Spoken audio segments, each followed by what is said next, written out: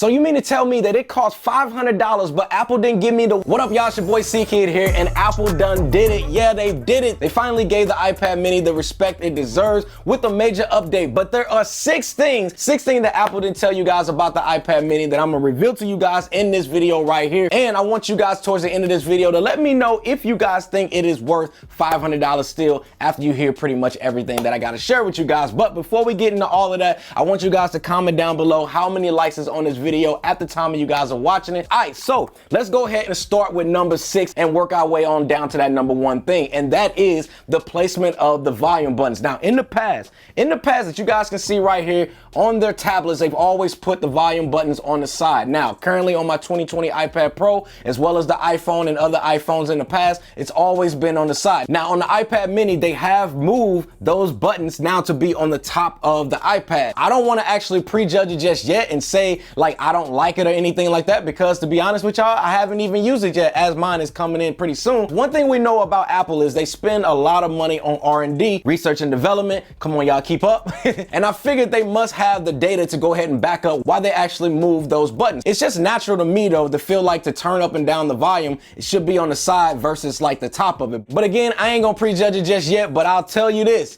it's definitely gonna be a learning curve for sure. All right, so the number 5 thing is the removal of the headphone jack. Now, the iPad mini literally, y'all, was like the last of the Mohegans when it comes to having a headphone jack on a tablet. So it was just kind of expected that at some time they would remove it from it. But honestly, y'all, I'm okay with this one because all I use is like wireless earbuds. Like I have my AirPods Pro right here, also got my AirPods Max in my hand. And to be honest, man, I'm cool with that. And I couldn't really imagine really going back to like wired earphones again with my tablet, even with my iPhones. Like, I'm cool with this decision. But for some of you guys out there, this could honestly be an issue for you if you ain't all about that wireless life yet. But I feel like if you're not, then you probably living in the Stone Ages. But again, I guess, you know, Stonehenge need love too.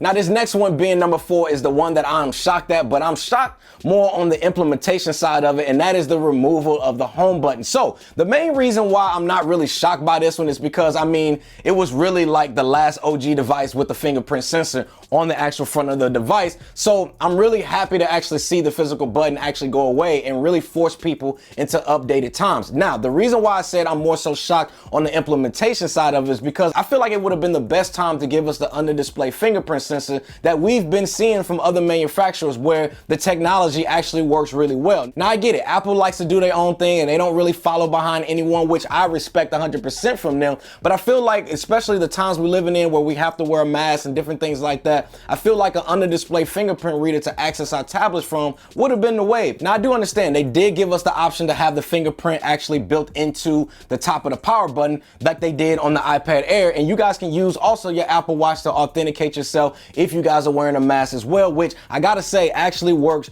really quickly and it works really well. Definitely a top feature that I personally love when it comes to the Apple Watch, but still wish they would give us that under-display fingerprint sensor for when I don't have like my Apple Watch on. But then again, I guess you can just use the power button that's built in at the top. So I guess, anyway, let's just move on. All right, so the number 3 thing is really not that big of a deal, and it's actually a quick one, but it aligns with something that I'm liking the direction that Apple is going in, and that is thinner and lighter products, y'all. So the iPad mini, in comparison to the mini in the past, only weighs 0.65 pounds versus a whole pound. Now, I know what you're saying. That may not actually seem like a lot to many of you guys out there, but if it's lighter for me to use as a mobile device, y'all, I'm all over it. To me, the days of having to haul around like heavy machines, like, hold on, let me grab this 2018 MacBook Pro. All right, so the days of actually lugging around this big old thing right here was my 2018 MacBook Pro, and it is just a tank to carry around. I mean, it got me through some, you know, it got me through, but as soon as the lighter M1X or M2 MacBook Pros come out, trust me, y'all, I'm all over it, which is the reason why I also picked up the iPad mini, because I'm really looking forward to having something that's going to be smaller, lighter, and just way more compact to walk around and move around as a mobile device unit. So Apple, good move. Now, the number 2 thing, before we actually get into that number 1 spot, which is a big one for me, and that could be a deal breaker, but the number 2 thing that I want to bring up to you guys right now is the iPad mini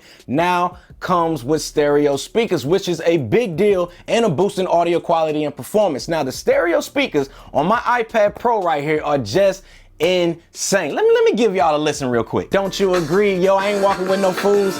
Got my iPad mini in my hands, but it ain't mini, it's a Pro, but you really understand, check it. I'm just flowing, having fun with it. Having fun. I'm gonna get back to the video. But it's really insane, man, to the point where you really don't need any external speakers if you guys are wanting to use this in public, or if you guys need some music while you guys are in the shower or anything like that, because I know all of y'all are probably Luther Vandross in the shower. I hear the pipes. But for real, y'all, the stereo speakers are definitely a win for sure, and I'm glad they actually adding it to the iPad mini 6. All right, now for the last and final one. Now this one actually might be a deal breaker for a lot of you guys out there, and honestly, I'm kind of upset at Apple for continuing to play this storage game. So check this out real quick. So Apple decided to raise the price of the iPad mini by $100 from the previous model. Now I know what you're probably saying. Well, CKid, didn't they just update the design with removing the bezels?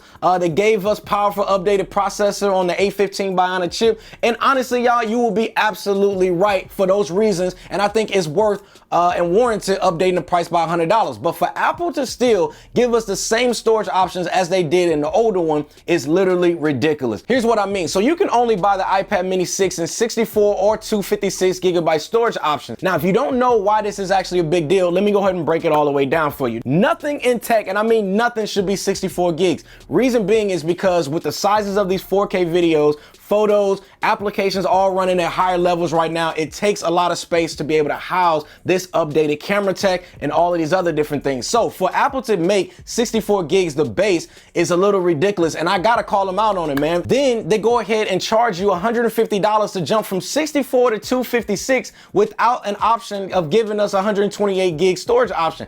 This is why I always tell you guys, when it comes to Apple, never buy their highest storage option, because it is honestly, y'all, a ripoff, especially when you debuted your iPhone 13 and iPhone 13 Pro models, where the base storage option is finally 128 gigs instead of 64 gigs that we saw in the previous model. Apple, for some reason, like to play like this storage game, and honestly, it is unfair to the consumers out there who really enjoy their products like myself, but have to sacrifice storage versus like what's in our wallets, if that makes sense. So honestly, y'all, this one really here almost made me want to just keep it moving with the iPad mini, but I feel like the other 5 actually outweighed it enough for me to really check it out and get it here on the channel for y'all. So that's what I did.